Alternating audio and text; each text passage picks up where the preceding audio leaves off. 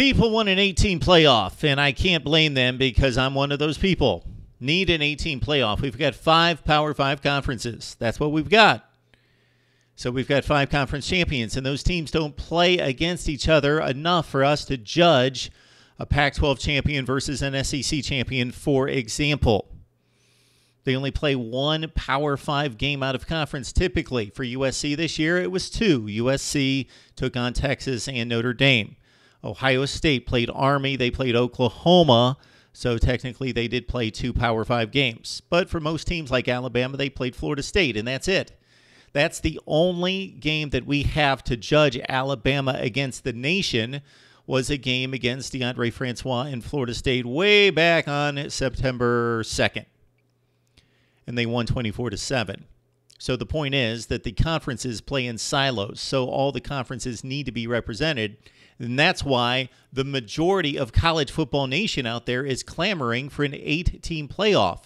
Not because there's always a discrepancy between 4 and 5. That's not the argument that makes sense, is that there's always going to be a discrepancy. If you've got 2 teams, then there's going to be a discrepancy, and people are going to argue that number 3 got robbed. And then if you've got 4, then number 5 got robbed. And if you've got 8, and it's never going to be enough. That has nothing to do with it. There are 6 teams that make the NFL playoffs in each conference, and there is no argument over team number 7 that they got robbed and should have been in the playoffs. It's about an objective system that we will outline later, but for right now, we're simply going to take an 8-team playoff based on the results this season. The reason the 8 teams make sense is because 8 is more than 5. 4 is not more than 5. We needed a mathematician in the room when they decided on this playoff format. 4 playoff spots, 5 conference champions. Plus, you could have Notre Dame. They keep scaring us late in the season at times, 2015, 2017. Notre Dame will be a factor at some point on the last weekend, and this will be even messier than it was here in 2017. But we need 8, at least 8, because we've got 5 conference champions. And just because one conference champion goes 11-2 doesn't mean they're necessarily worse or have a worse resume than another conference champion that went 12-1, just because they lost one more game. All right. What we've got here is an 8-team playoff based on this year's situation. So what I did was I took the 5 conference champions. How novel of me. And then I took the best of the group of 5. So it's Central Florida this season, because this drives me crazy.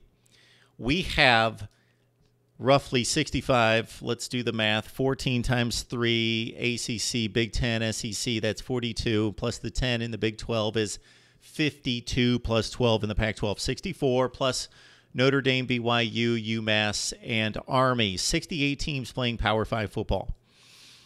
We have another 62 teams that play in the group of 5. They play in the FBS. So technically, they're on the same level. Now, we all know that the MAC and the Sun Belt and the Mountain West even do not play on the same par as the Power 5. But they don't have a championship. They have no way in hell of playing for a championship. That's wrong. I think it should be a task of one of the committee members to go out to every training camp of a group of 5 school in August when it's 98 degrees.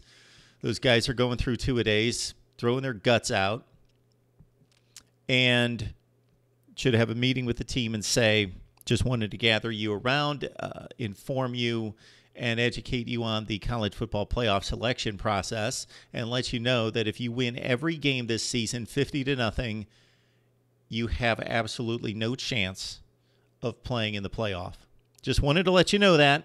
Have a nice time. Keep working hard. We'll see you later. We'll see you in the Peach Bowl, Central Florida. So this will allow the best of the group of 5. Know that they don't have the same opportunity because they don't play the same level of football. I have a solution for that, and that's another topic as well. We're just focusing on 2017 within basically the same system, except expanding to 8 teams, because we also need to clean up scheduling, and we'll do that later as well. All right, so I have seeded the teams 1 through 5 with the conference champions 1 through 5. So forget a second-place team being higher than a conference champion. It's all about the conference champions holding down the top 5 spots, and then the wild cards, including Central Florida this season in the group of 5. Got to have a group of 5 involved. At least they have a 1 in 62 chance of making the national championship tournament. So Clemson is the 1 seed. Oklahoma 2, Georgia 3, Ohio State 4, USC 5, and then Alabama 6 and Wisconsin 7 with Central Florida at number 8. Therefore, we've got 1 versus 8, Clemson, Central Florida. Tigers win it 38-20. Just making up scores, just telling you how I would predict these games most likely with about 13 seconds of thought. Number 2 seed Oklahoma against Wisconsin. Sooners win it 34-24. I know Wisconsin detractors are going to tell me that would be a 5-touchdown game. I don't believe so. Oklahoma does win 34-24. Georgia-Bama, the 3-6 game. Boy, this one was a tough one to call. I like Bama in this one 27-24. Based on what I saw the last couple of weeks against Auburn by both teams, Georgia's played better in that sequence, but I'll go with Bama 27-24. And then the big 4-5 game, Ohio State-USC. Cotton Bowl. Ohio State wins 30-27. Excellent ball game. So that pits the, just like the NCAA bracket, the 1-8 winner versus the 4-5 winner. So it's Ohio State and Clemson. We've seen this game before. And yes, 31-0 was an aberration.